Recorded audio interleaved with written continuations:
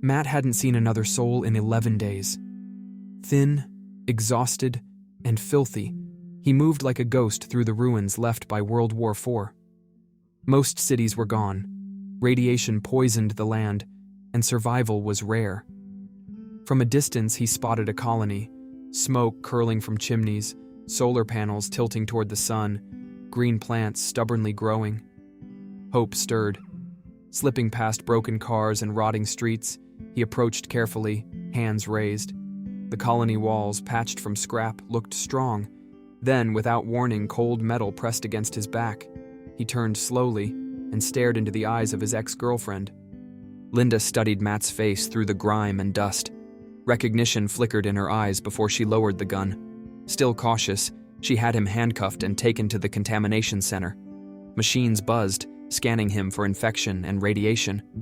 Cleared, he was led to the colony's mess hall, where he tore into a tray of peas, stew, and canned juice. Linda watched from across the table, arms folded, her expression softening. Afterward, Matt was escorted to Sergeant Xavier's, a hard-faced man who wasted no time. Pointing to a chart labeled Wife System, he laid it out plainly. Too many men, too few women. New male arrivals were expected to take on domestic roles, cooking, cleaning, supporting soldiers. Survival had a price. Matt's mind raced. He asked about Linda, clinging to hope. Xavier's jaw tightened. Linda was already his wife, married for 6 months. Matt was given a brutal choice: accept the new role, surrender his old identity, or be thrown back into the wasteland alone. 3 hours. That was all he had to decide, whether to submit to the colony's rules or try to survive in a dying world.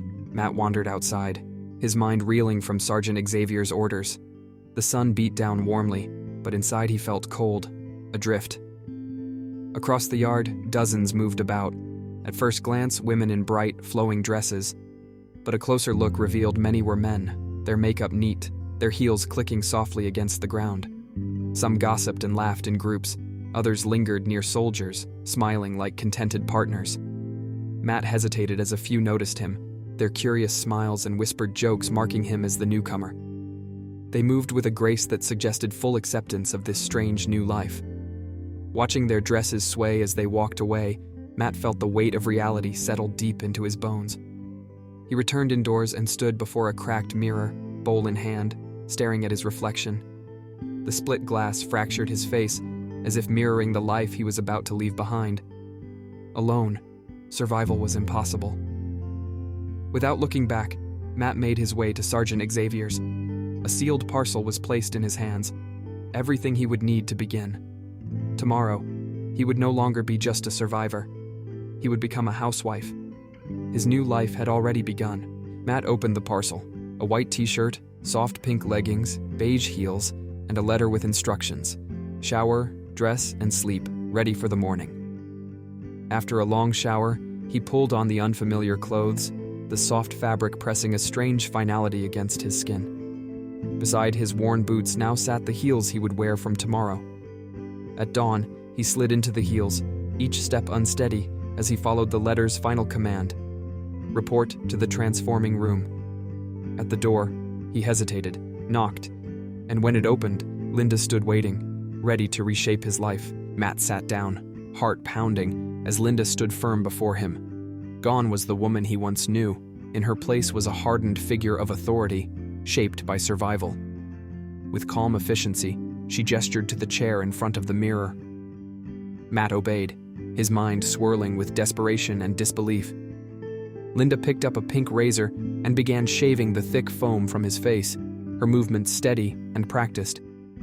As she worked, her voice remained low and firm, explaining the reality he couldn't escape. This wasn't about desire, but duty, about preserving the fragile balance that kept the colony alive. Without pause, she moved to eyeliner, carefully tracing his lids, marking his scalp where a custom wig would be fitted later.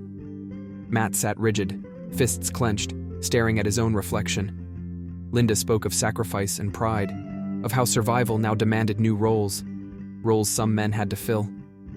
It wasn't weakness, she said, but purpose. In a world broken by war, caregiving, loyalty, and peace were just as vital as strength. Matt swallowed hard as she gently outlined his future: to serve, to support, and to help the colony not just survive, but rebuild. Linda secured the blonde wig on Matt's head, adding a final touch of lipstick. He stared blankly at the mirror, barely recognizing himself. His heart pounded, lips trembling. Silently, he rose, the wig brushing his shoulders, makeup flawless, and made his way toward the next room. Matt stepped out in a yellow floral dress, the soft fabric brushing his knees. Facing the mirror, he froze. Blonde hair, smooth skin, painted lips. The reflection was almost unrecognizable. Linda watched quietly, then pinned a name tag on his chest. Maria, a name chosen from a memory of his mother. Heart pounding, Maria walked to the canteen. She braced for stares or laughter but found none. Around her, others like her sat in colorful dresses, eating beside soldiers, chatting softly. This world had moved on, reshaped by survival, and now, Maria would have to find her place within it. Before Maria could be introduced to her future husband, Linda oversaw every detail of her transformation. It started in private: lipstick practice, posture adjustments, and being laced into painfully tight corsets. Though Maria resisted at first, Linda's presence was a constant, gentle when obeyed, firm when challenged. Under Linda's strict guidance, Maria's rough edges faded. Boots became heels. Strength became grace. Paraded before the colony's women, she endured silent corrections. Hair brushed, apron straightened, speech softened. Humiliation burned her cheeks, but resistance faded. Survival demanded surrender, and Maria was slowly molded into the housewife the colony expected. By month's end, Linda was satisfied, especially with Maria's softened, curvier figure. As a final trial, Maria spent 48 grueling hours laced into a corseted dress, enduring pain that made surviving the apocalypse seem easy. Now she sat among other quiet women in a small classroom, facing a chalkboard that read, "How to be a good wife." Linda, poised and commanding, laid out the expectations: support, soothe, serve. Romance was fleeting, duty was absolute. Maria had come a long way, blending into her new life with surprising grace, but the dread never left her. After attending the lessons, the thought of meeting her assigned husband sent a cold chill through her. Desperate, clinging to a last shred of hope, she found Linda in the rose garden, wearing her softest purple dress and using her most delicate, practiced voice. Linda smiled, a sweet, empty smile that offered no comfort and promised help. Moments later, Maria found herself dressed in a provocative red mini dress, lips painted bright, hair brushed to perfection, heels clicking nervously on the polished floor. Linda guided her into a room where a tall, sharp-eyed officer waited. Sergeant Dempsey studied Maria with mild surprise before taking her hand. His words struck with a final, quiet blow. She was already so ready, so prepared. Maria swallowed hard, her cheeks burning with shame. In that moment, it became clear. Linda hadn't rescued her at all. She had simply molded her perfectly for surrender.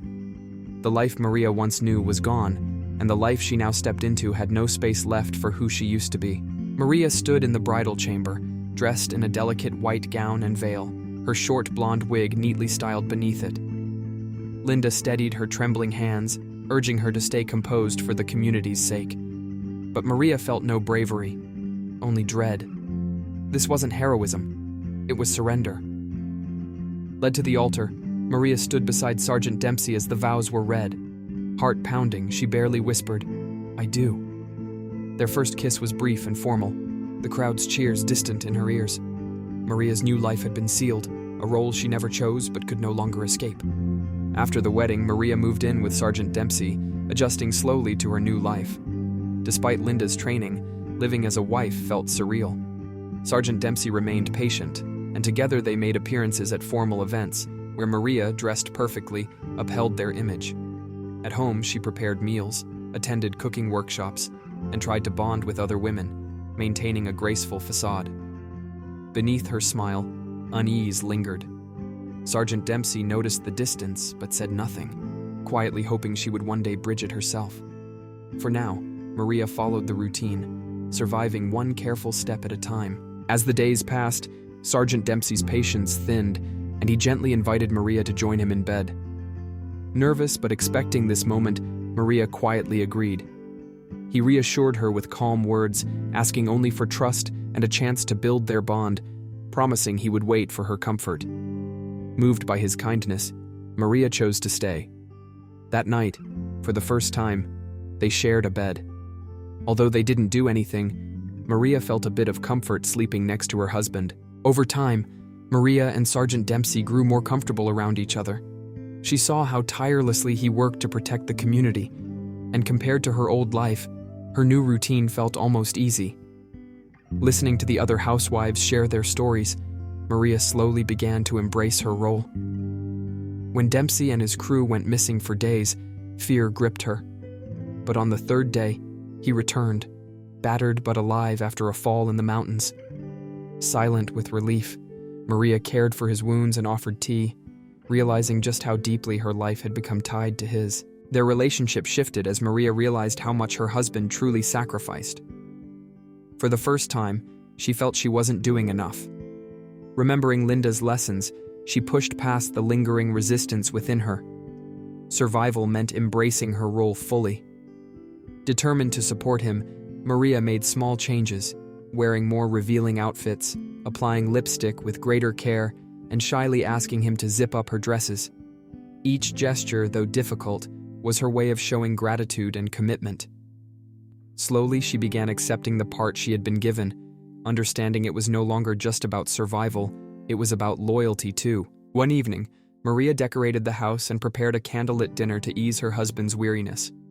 Dressed in a fitted red dress, flawless makeup, and rose-scented perfume, she greeted Sergeant Dempsey warmly.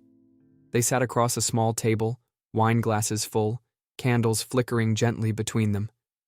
As the evening unfolded, conversation turned personal, and Dempsey admitted how lonely he had felt before her. Sensing the moment, Maria leaned in and kissed him softly. Dempsey responded with growing passion, whispering his relief. In that quiet, flickering light, Maria finally let herself embrace the role she had once resisted. That night, the kiss deepened, and for the first time, Maria and Sergeant Dempsey shared true intimacy. As he undressed her gently in the darkness, Maria surrendered with quiet trust. She lost her virginity that night, but gained something unexpected, a sense of belonging. Each passing night, their connection grew stronger. What began as duty slowly transformed into genuine pleasure and comfort. Maria was no longer just surviving. She was living a new life, fulfilling the role she had once feared. In the arms of her husband, she found not just survival, but a new, undeniable identity as a housewife. 3 months later, Maria strolled through the ruins with her two best friends, all in bright, frilly dresses. Dressed in peach pink with puffed sleeves, she twirled and laughed until she spotted a rugged, disoriented man nearby, clearly fresh from Sergeant Xavier's briefing. Maria froze, a wave of déjà vu washing over her. With playful grins, she and her friends approached him, barely holding back their laughter. Maria pointed at him, her eyes sparkling with mischief, silently welcoming him to the life ahead. She knew the confusion on his face well. Soon, he too would understand what survival now truly meant. Extended version of this series is out on my Patreon and DeviantArt pages. Along with this, you can unlock over 200 series and captions. Links are in the description below. Comment, and let me know your thoughts on Maria's journey.